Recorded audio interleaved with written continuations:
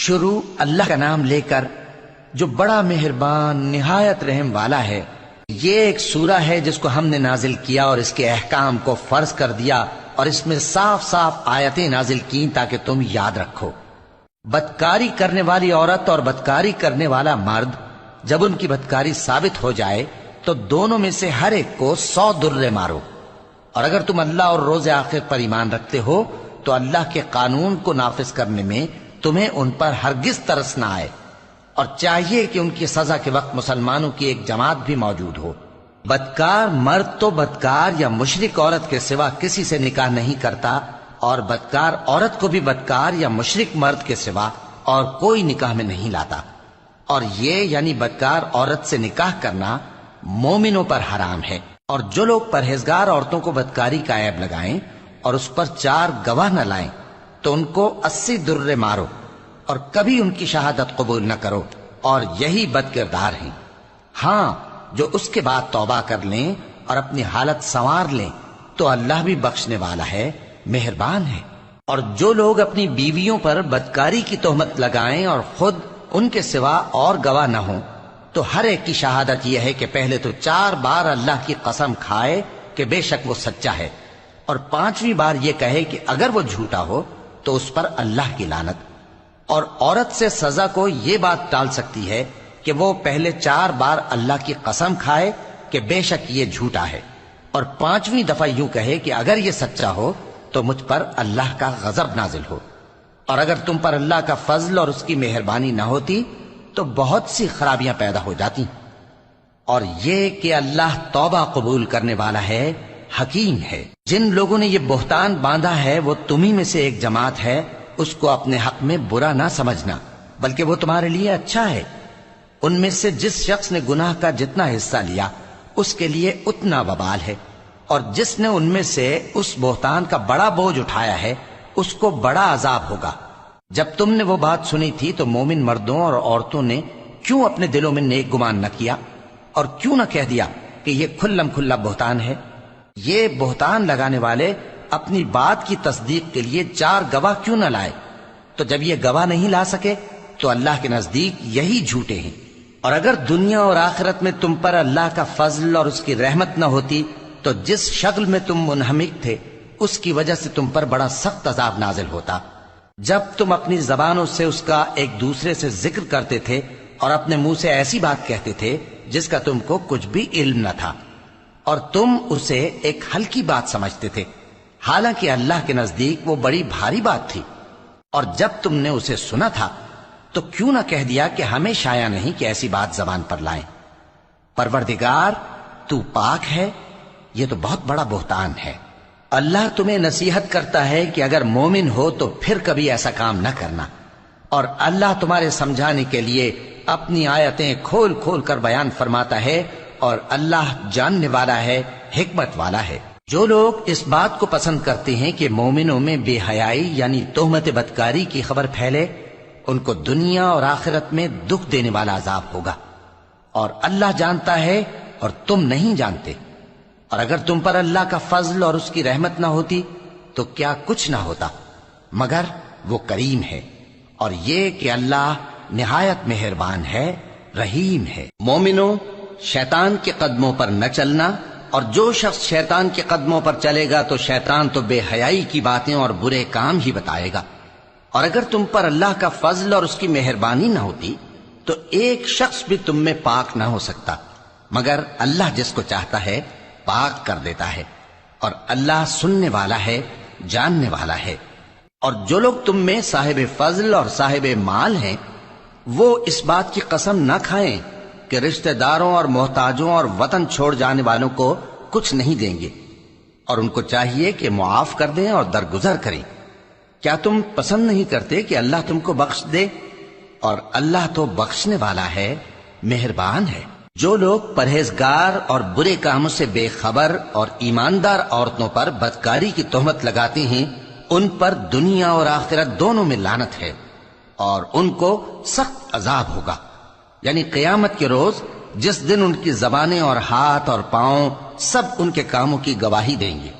اس دن اللہ ان کو ان کے اعمال کا پورا پورا اور ٹھیک ٹھیک بدلہ دے گا،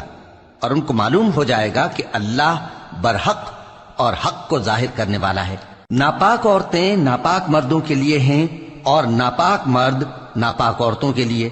اور پاک عورتیں پاک مردوں کے لیے ہیں اور پاک مرد پاک عورتوں کے لیے۔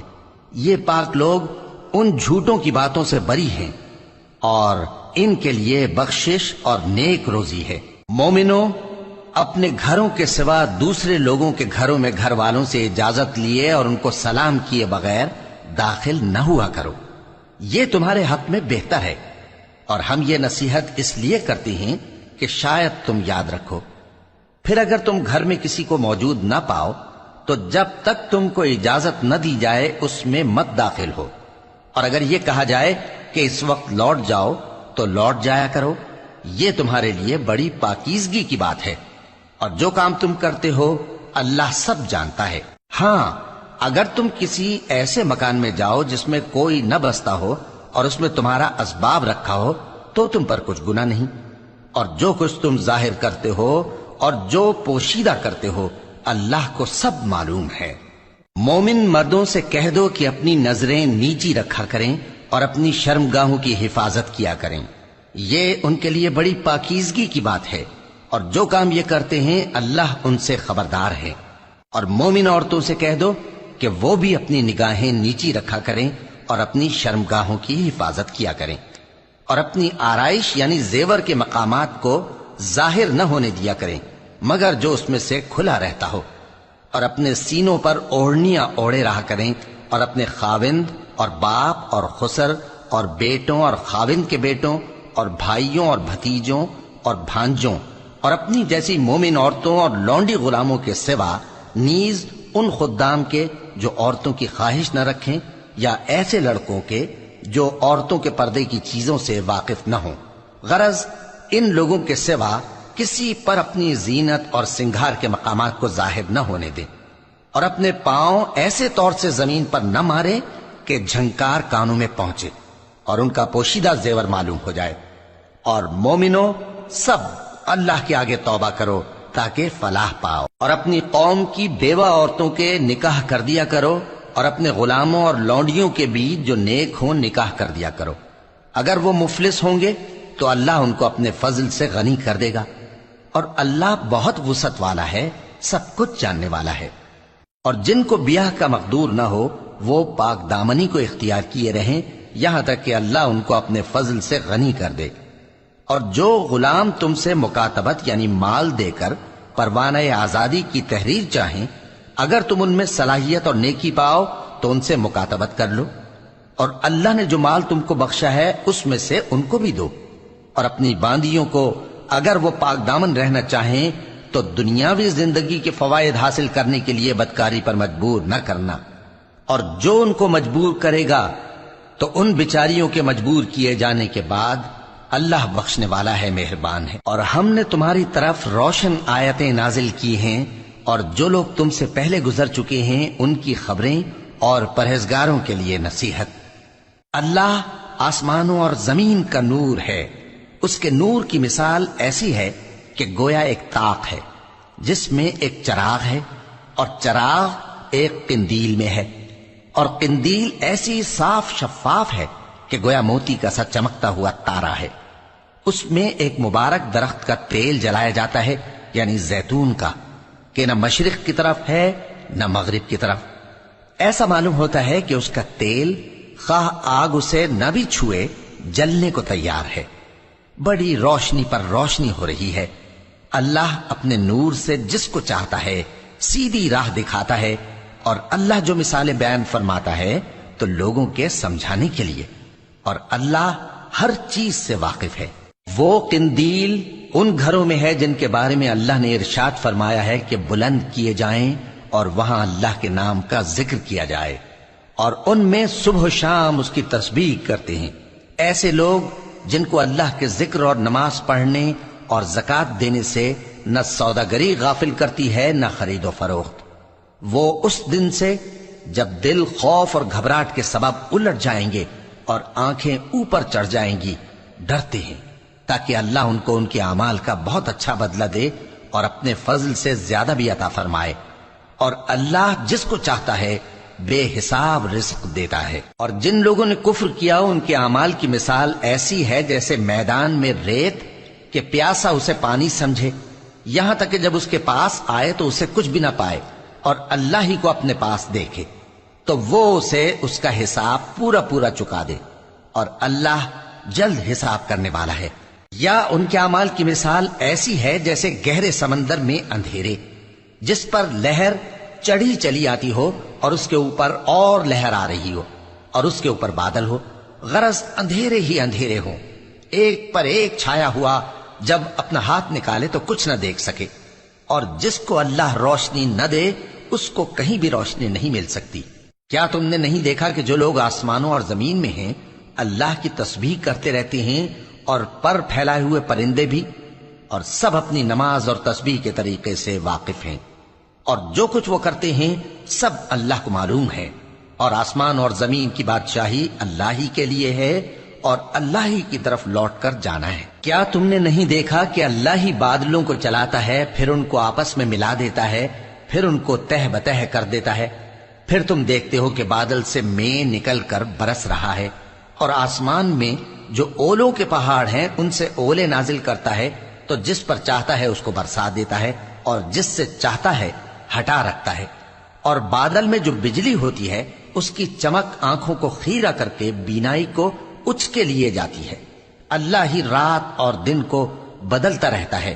اہل بصارت کے لیے اس میں بڑی عبرت ہے۔ اور اللہ ہی نے ہر چلنے پھرنے والے جاندار کو پانی سے پیدا کیا، تو ان میں سے بعض ایسے ہیں کہ پیٹ کے بل چلتے ہیں، اور بعض ایسے ہیں جو 2 پاؤں پر چلتے ہیں، اور بعض ایسے ہیں جو 4 پاؤں پر چلتے ہیں۔ اللہ جو چاہتا ہے پیدا کرتا ہے، بے شک اللہ ہر چیز پر قادر ہے۔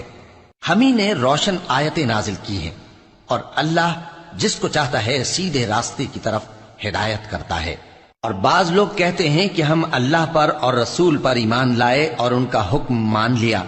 پھر اس کے بعد ان میں سے ایک فریق پھر جاتا ہے، اور یہ لوگ صاحب ایمان ہی نہیں ہیں۔ اور جب ان کو اللہ اور اس کے رسول کی طرف بلایا جاتا ہے تاکہ پیغمبر ان کا قضیہ چکا دیں، تو ان میں سے ایک فریق منہ پھیر لیتا ہے، اور اگر ان کو حق ملتا ہو تو اس کی طرف قبول کر کے چلے آتے ہیں۔ کیا ان کے دلوں میں بیماری ہے، یا یہ شک میں ہیں، یا ان کو یہ خوف ہے کہ اللہ اور اس کا رسول ان پر ظلم کریں گے؟ نہیں،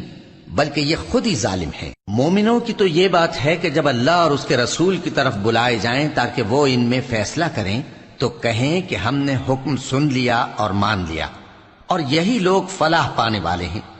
اور جو شخص اللہ اور اس کے رسول کی فرما برداری کرے گا اور اس سے ڈرے گا اور اس کا تقوی اختیار کرے گا تو ایسے ہی لوگ مراد کو پہنچنے والے ہیں۔ اور یہ اللہ کی سخت سخت قسمیں کھاتے ہیں کہ اگر تم ان کو حکم دو تو سب گھروں سے نکل کھڑے ہوں۔ کہہ دو کہ قسمیں مت کھاؤ، پسندیدہ فرما برداری درکار ہے، بے شک اللہ تمہارے سب اعمال سے خبردار ہے۔ کہہ دو کہ اللہ کی فرما برداری کرو اور رسول کے حکم پر چلو، اگر منہ موڑو گے تو رسول پر اس چیز کا ادا کرنا ہے جو ان کے ذمے ہے، اور تم پر اس چیز کا ادا کرنا ہے جو تمہارے ذمے ہے، اور اگر تم ان کے فرمان پر چلو گے تو سیدھا رستہ پالو گے، اور رسول کے ذمے تو صاف صاف پہنچا دینا ہے۔ جو لوگ تم میں سے ایمان لائے اور نیک کام کرتے رہے ان سے اللہ کا وعدہ ہے کہ ان کو ملک کا حاکم بنا دے گا، جیسا ان سے پہلے لوگوں کو حاکم بنایا تھا، اور ان کے دین کو جسے اس نے ان کے لیے پسند کیا ہے مستحکم و پائیدار کرے گا، اور خوف کے بعد ان کو امن بخشے گا۔ وہ میری عبادت کریں گے اور میرے ساتھ کسی چیز کو شریک نہ بنائیں گے، اور جو اس کے بعد کفر کرے تو ایسے ہی لوگ بد کردار ہیں۔ اور نماز پڑھتے رہو اور زکوٰۃ دیتے رہو اور پیغمبر کے فرمان پر چلتے رہو تاکہ تم پر رحمت کی جائے، اور ایسا خیال نہ کرنا کہ کافر لوگ ہم کو زمین میں مغلوب کر دیں گے، ان کا ٹھکانہ دوزخ ہے اور وہ بہت برا ٹھکانہ ہے۔ مومنوں، تمہارے باندی غلام اور جو بچے تم میں سے بلوغ کو نہیں پہنچے 3 دفعہ یعنی 3 اوقات میں تم سے اجازت لیا کریں، ایک تو نماز فجر سے پہلے، اور دوسرے گرمی کی دوپہر کو جب تم کپڑے اتار دیتے ہو، اور تیسرے عشاء کی نماز کے بعد۔ یہ 3 وقت تمہارے پردے کے ہیں، ان کے آگے پیچھے یعنی دوسرے وقتوں میں نہ تم پر کچھ گناہ ہے اور نہ ان پر، کہ کام کاج کے لیے ایک دوسرے کے پاس آتے رہتے ہو۔ اس طرح اللہ اپنی آیتیں کھول کھول کر بیان فرماتا ہے، اور اللہ بڑا علم والا ہے، بڑا حکمت والا ہے۔ اور جب تمہارے لڑکے بالغ ہو جائیں تو ان کو بھی اسی طرح اجازت لینی چاہیے جس طرح ان سے اگلے یعنی بڑے آدمی اجازت حاصل کرتے رہے ہیں۔ اس طرح اللہ تم سے اپنی آیتیں کھول کھول کر بیان فرماتا ہے، اور اللہ جاننے والا ہے، حکمت والا ہے۔ اور بڑی عمر کی عورتیں جن کو نکاح کی توقع نہیں رہی اور وہ زائد کپڑے اتار کر سر ننگا کر لیا کریں تو ان پر کچھ گناہ نہیں، بشرطے کہ اپنی زینت کی چیزیں نہ ظاہر کریں، اور اگر اس سے بھی بچیں تو یہ ان کے حق میں بہتر ہے، اور اللہ سنتا ہے، جانتا ہے۔ نہ تو اندھے پر کچھ گناہ ہے، اور نہ لنگڑے پر، اور نہ بیمار پر، اور نہ خود تم پر کہ اپنے گھروں سے کھانا کھاؤ، یا اپنے باپ دادا کے گھروں سے، یا اپنی ماؤں کے گھروں سے، یا بھائیوں کے گھروں سے، یا اپنی بہنوں کے گھروں سے، یا اپنے چچاؤں کے گھروں سے، یا اپنی پھوپھیوں کے گھروں سے، یا اپنے ماموؤں کے گھروں سے، یا اپنی خالاؤں کے گھروں سے، یا اس گھر سے جس کی کنجیاں تمہارے ہاتھ میں ہوں، یا اپنے دوستوں کے گھروں سے۔ اور اس کا بھی تم پر کچھ گناہ نہیں کہ سب مل کر کھانا کھاؤ یا جدا جدا۔ پھر جب گھروں میں جایا کرو تو اپنے گھر والوں کو سلام کیا کرو، یہ اللہ کی طرف سے مبارک اور پاکیزہ تحفہ ہے۔ اس طرح اللہ اپنی آیتیں کھول کھول کر بیان فرماتا ہے تاکہ تم سمجھو۔ مومن تو وہ ہیں جو اللہ پر اور اس کے رسول پر ایمان لائے، اور جب کبھی ایسے کام کے لیے جو جمع ہو کر کرنے کا ہو پیغمبر کے پاس جمع ہوں تو ان سے اجازت لیے بغیر چلے نہیں جاتے۔ اے پیغمبر، جو لوگ تم سے اجازت حاصل کرتے ہیں وہی اللہ پر اور اس کے رسول پر ایمان رکھتے ہیں، سو جب یہ لوگ تم سے کسی کام کے لیے اجازت مانگا کریں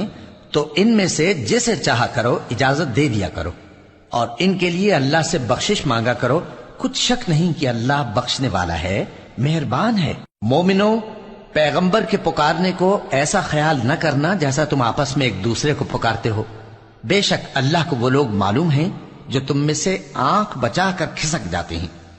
تو جو لوگ ان کے حکم کی مخالفت کرتے ہیں ان کو ڈرنا چاہیے کہ ایسا نہ ہو کہ ان پر کوئی آفت پڑ جائے